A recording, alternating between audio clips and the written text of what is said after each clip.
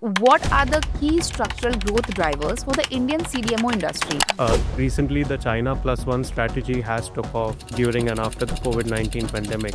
And apart from this, Indian CDMOs are constantly moving up the value chain and investing in new modalities like ADCs and oligonucleotides. Indian companies are targeting ADCs because while the industry has seen a very healthy revenue CAGR over the past few years, but there are risks that come with this. Welcome to today's episode. We are exploring the dynamic world of contract development and manufacturing organizations and its growing significance in India's pharmaceutical landscape. From structural growth drivers and the impact of China Plus One trend to advanced capabilities in modalities, we will uncover what makes this space a compelling opportunity for the investors. Joining us today is Mr. Tanay Bheda, Equity Research at Kotak Mahindra Asset Management Company Limited, to share his insights. So let's dive in. Welcome to the discussion, Mr. Tanay. Thank you for having me. So let's begin with understanding what are the key structural growth drivers for the Indian CDMO industry and how has the sector evolved in the recent years? So the Indian CRDMO industry has undergone a structural shift over the past few years, from being perceived as a quasi-chemical supplier to now being perceived as a partner for large global companies. The industry has evolved quite a bit over the past decade. Now, this shift is underpinned by a lot of factors. Recently, the China Plus One strategy has took off during and after the COVID-19 pandemic. And apart from this, the inherent cost advantage of Indian CRDMO companies, along with their regular capacity expansion, as well as proven regulatory track record, these are the factors that have helped Indian companies shape this industry over the past 10 years. And because a lot of business from large pharma companies is coming to India, these factors have really evolved and are now long-term structural tailwinds for the entire sector. So, Mr. Tanay, how is the China Plus One trend impacting the Indian CDMOs and what is the scale of this opportunity? So, the China Plus One trend basically refers to large global pharma innovators and pharma companies outsourcing a lot of their manufacturing and research operations to countries beyond China. Now, this is underpinned by a lot of factors like diversifying their supply chain, having more partners, reducing the regulatory risk, as well as having partners outside of China that can cater to large molecules with a proven track record. So basically, for Indian CRDMO companies, this represents a very large opportunity where Indian companies can be partners of large pharma companies and innovators to produce large-scale and small-scale molecules. So we've seen a lot of RFPs, which stands for Request for Proposals, as well as new order wins for Indian companies increase because of the China Plus One strategy. And Indian companies are also putting up capacities for large and small molecules to cater to this theme. While this theme is expected to play out over the next several years, we are already seeing demand which is underpinning our confidence in this theme playing out for the longer term. So please explain us what role are Indian CDMOs playing in the boom of GLP-1 and weight loss and diabetes drugs? So Indian companies have a long-term structural growth when it comes to the GLP-1 theme or the next generation of diabetes and weight loss drugs. Overall, companies are expanding their capability when it comes to peptide injectables as well as oral solutions.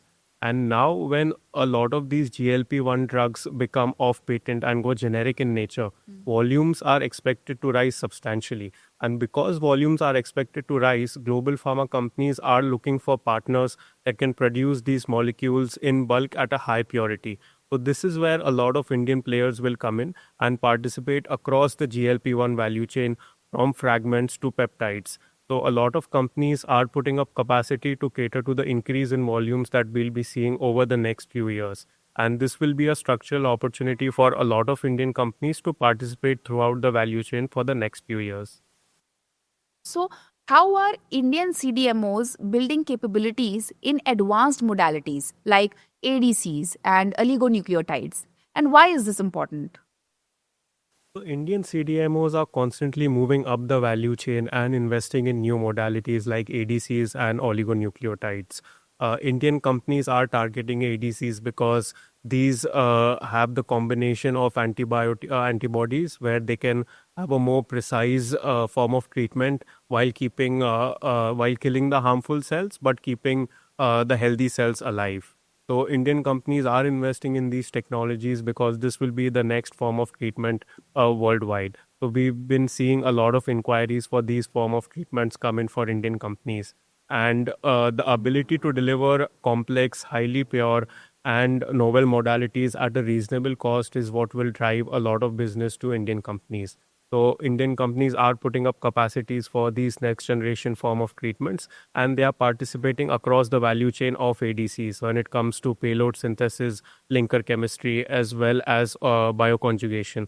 So companies are participating across the value chain, and this is what will help them gain a market share as well as gain a larger share of the pie when it comes to global outsourcing. Mr. Tanay, also please tell us, what does India's right to win in the global CDMO industry truly hinge on? And how can the country leverage its strength to, maintain that competitive edge?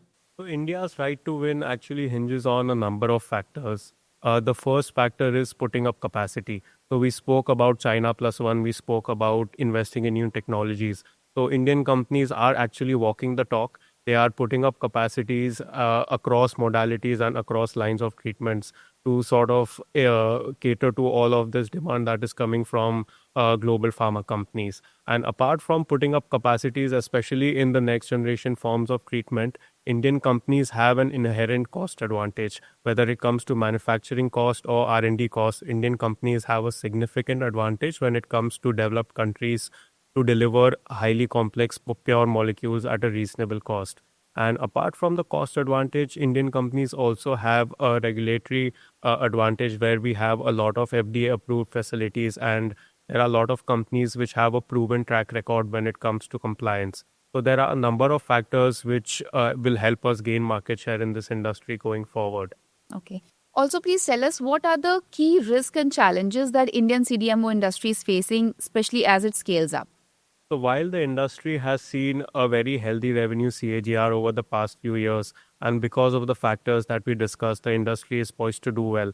But there are risks that come with this, and it is important for companies to address this risk if they want to grow for the longer term.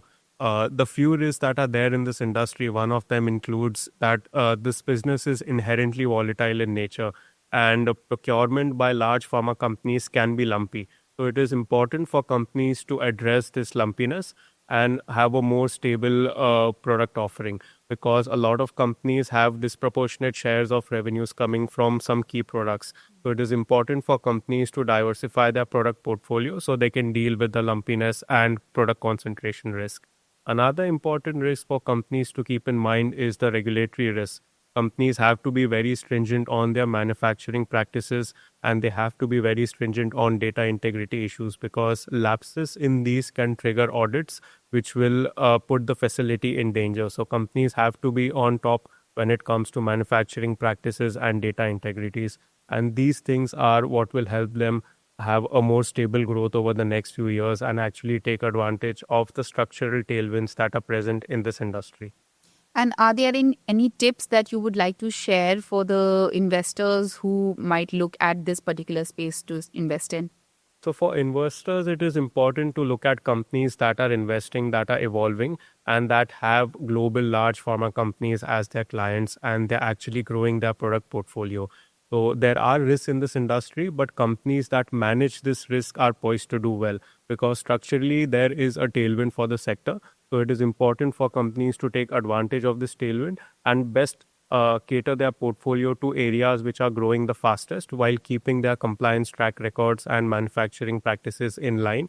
And it is most important to invest in advanced technologies and advanced forms of treatments to be able to completely gain the benefit of this industry tailwind for the next few years. Thank you so much, Mr. Tanay, for joining us and sharing your insights on the growth drivers, strategic opportunities, and the challenges in this exciting space. Thank you so much for having me. So that wraps up our conversation about Indian CDMO industry and its evolving role in global pharma. Until next time, stay informed and invest wisely. And for more such conversations, keep watching Kotak Mutual Fund. Mutual fund investments are subject to market risks. Read all scheme-related documents carefully.